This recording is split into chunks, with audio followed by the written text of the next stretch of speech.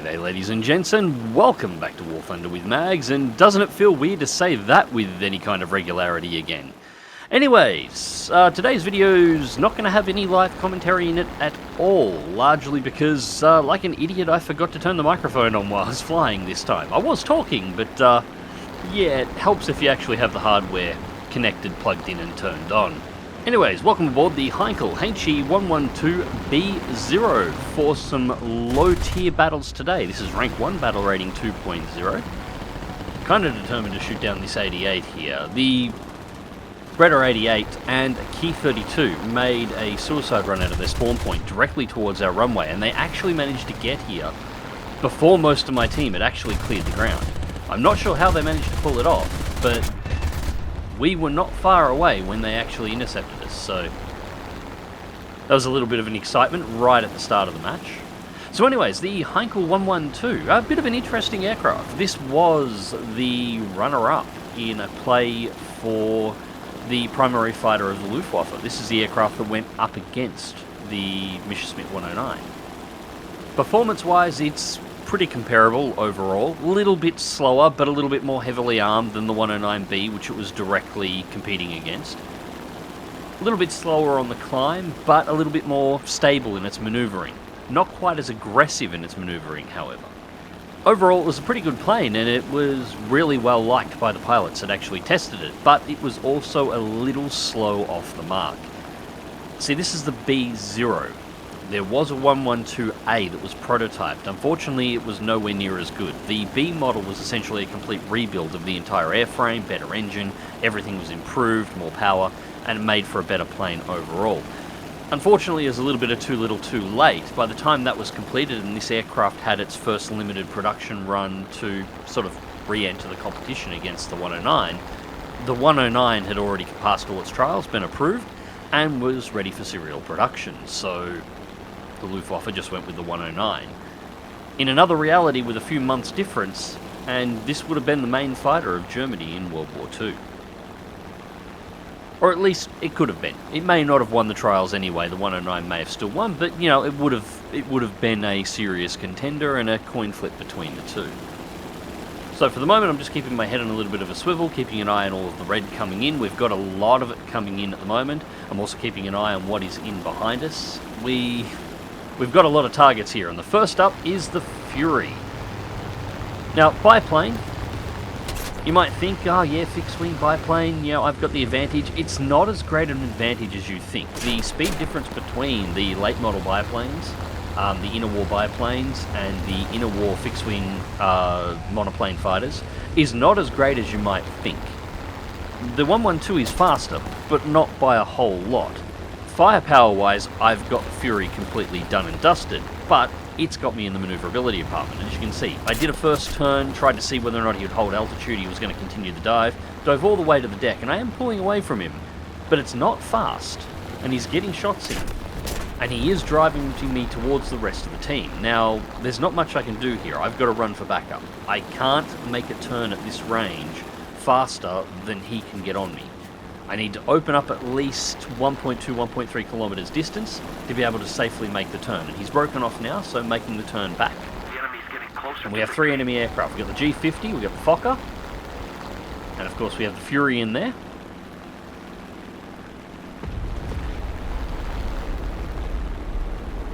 Now the G50 spotted me, it's coming in first, and this, ladies and gentlemen, is why you do not go head on with something that has MG and cannons. I have spent, God, how many years have I been covering War Thunder trying to explain this to people? And we're not done yet because the Val here decided, oh, it's just a stricken 112. We'll go head on with him as well. So, thank you very much for the 4 kills, and I still have enough of a plane left over that I can fly myself back to the runway and get a repair and a rearm, which is precisely what I'm about to do. And that's basically half the enemy team wiped out in a little over 30 seconds. I've said it before and I'll say it again, don't do head-ons, kids, unless you have absolutely no other choice, and all 3 of those guys had other choices. It's a last-ditch maneuver. You're betting that you can shoot better than your opponent can, and that's a coin flip. Unfortunately, the rest of this match ended pretty anticlimactically. By the time I got my aircraft off the ground and rearmed, the rest of my team was dead, the rest of the enemy team was dead. Flak actually took out most of what was left over, and there was one enemy plane, a Hawk, that refused to go anywhere near me under any circumstances. If I climbed, he climbed higher. And climbed, and climbed. Yeah, he's near 20,000 feet at the moment, and I still can't get up there, so that was a loss. Although, I didn't mind that much. Getting denied the ace in a day was a little annoying, but the head-ons aren't really the most interesting way to get them. And my opinion of War Thunder really hasn't changed. My main interest in War Thunder isn't so much the winning or losing of matches anymore. I'm not too concerned with that. What I'm actually chasing down is the good fight. They're hard to come by, but the good dogfight. The one that gets your blood pumping. And I got a couple of close ones today. A couple of actually reasonably good fights in this playing. Speaking of which, while I'm getting into position here, how is the 112 in War Thunder? Well, in my opinion, it hasn't really changed much in quite some time. It was a reasonably good plane in the past, and as power creep has become more and more of a thing, as more planes have been pushed down in BRs due to compression. There's an old story that that has never gone away. It's sort of suffered more and more and more. It's still a good plane now, but it is not an easy one to make work, especially in comparison to the planes it has to regularly fight against. The 112 will regularly have to go up against the likes of the F4U, depending on what nations you're flying against. The constant down-tiering compression of really high-powered planes has made Battle Rating 3 actually a really competitive area in regards to some really, really good aircraft, and this plane will regularly find itself in Battle Rating 3 matches, so you will have to fight against them. It's not impossible to beat them, but it does take some planning, some forethought, and some patience. It's not a plane where you can just fly in, kick the crap out of everybody that's nearby, and then fly away. And sometimes you just won't make it out. So a little bit of a dodge there, saw somebody lifting their nose up, a little bit of avoidance. I've decided my first target is going to be this P-40E. It's a more powerful aircraft than what I'm in, but it's comparable. And that was a little bit too easy. So one down, now I need to find another fighter. Now I am surrounded by Yaks at the moment. There's a Yak 1 to my rear and a Yak 6. I've got altitude and got speed at the moment. The Yak 1 is going to be what I'm going after. And I'm going to kick my own ass here because I had other options than going into that head-on. And I walked away, but I'm missing a few teeth after that. And that was my mistake. I had no excuse for that. I shouldn't have done the head-on. I didn't need to do the head-on. It was a mugs game. And in that particular instance, I shot worse and lost. I just got lucky and survived it. The Yak 1 is still undamaged. He's now focusing on another aircraft, so I need to try and save my mate here.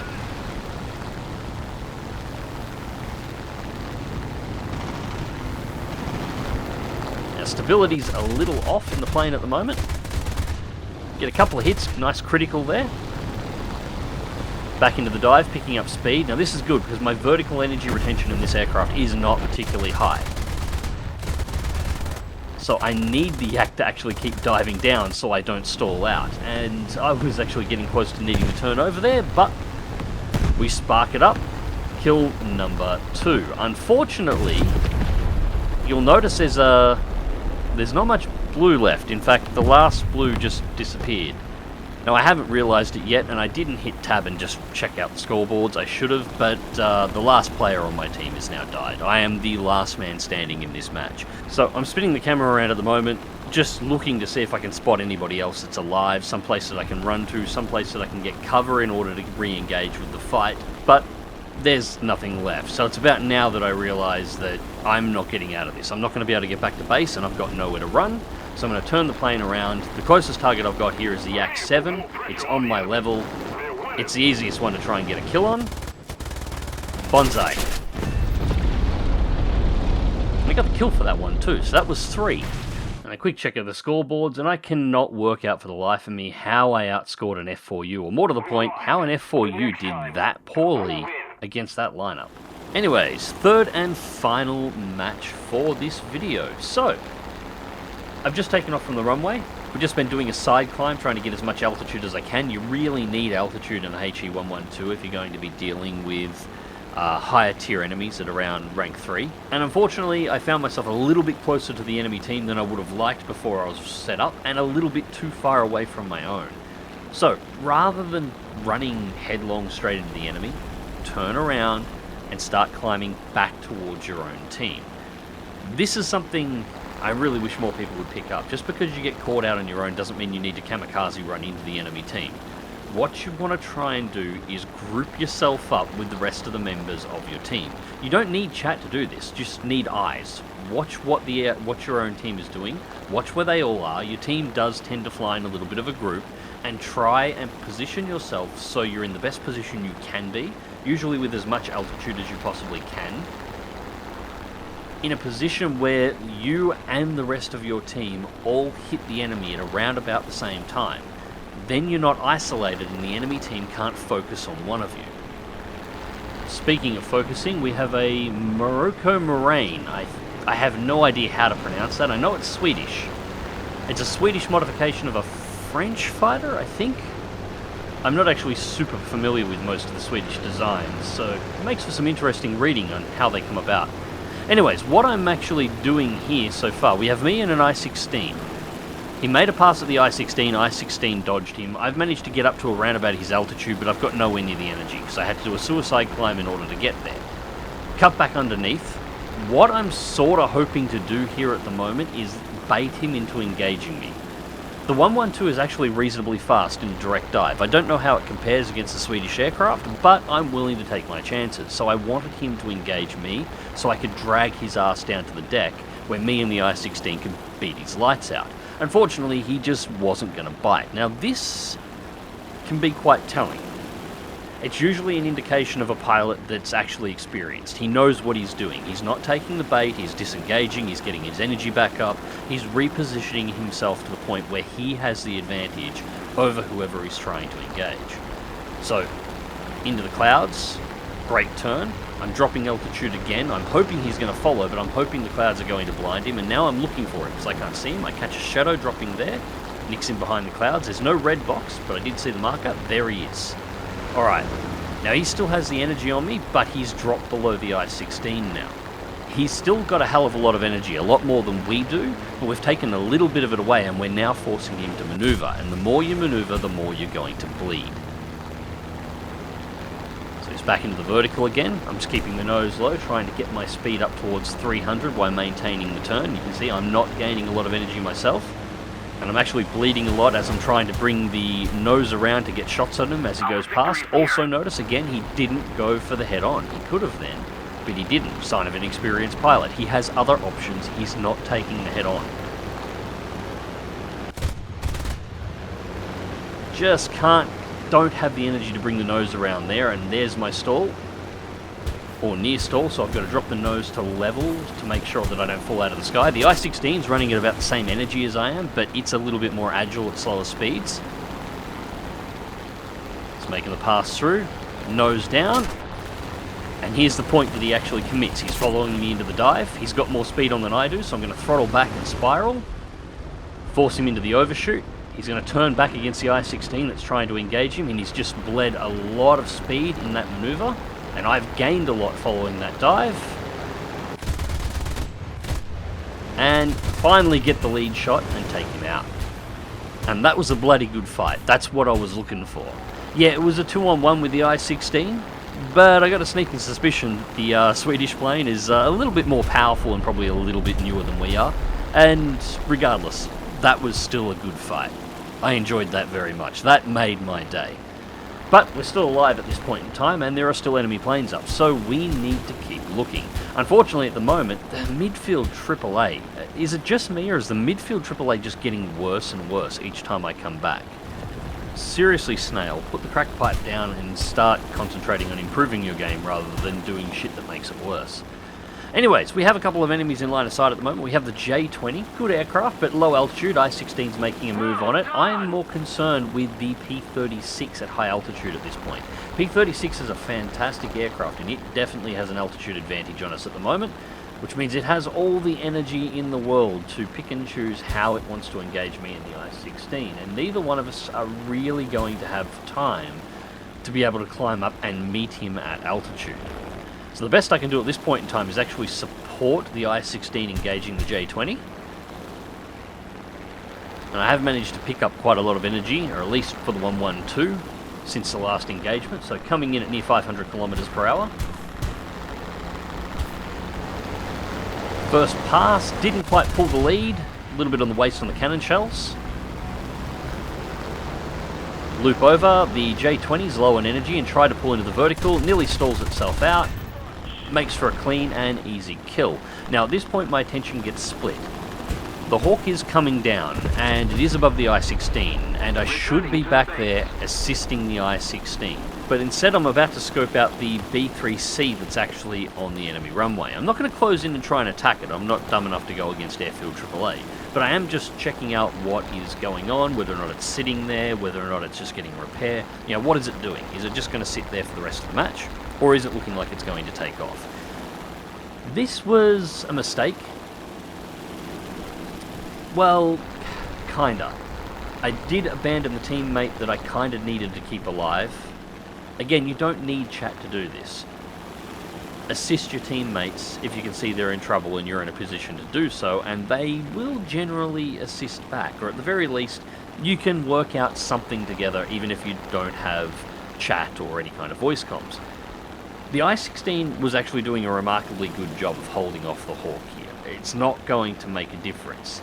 Remember I was talking about midfield AAA before and how it's kind of ludicrous? Well, it's about to have a really interesting effect on this battle. So, at the moment the I-16, he's in a world of trouble, he's in a low energy state, the Hawk has all the energy advantage, and there we go. AAA has just shot down the I-16. So I'm sure he's having a bad time. He was doing a great job holding off this Hawk, by the way, but he just got slapped out of the match by AI-controlled AAA. The same AI-controlled AAA that's trying to pop me at the moment. Alright, fair enough. Now I've got the energy advantage on the Hawk. Dive over. Now I shoot poorly here. I could have ended this on the spot. Critical hit. It was a good hit overall, but not enough to actually kill it. Hawk pilot pulls back. I pull the overshoot. I try and spiral back in. Hawk pilot turns back over. Now the Hawk is the more powerful aircraft. Being a C model, it has more than sufficient firepower. And it is better in the turn, and I'm trying to engage in a turn fight with an aircraft that's actually better at that than I am. So he is going to get my 6.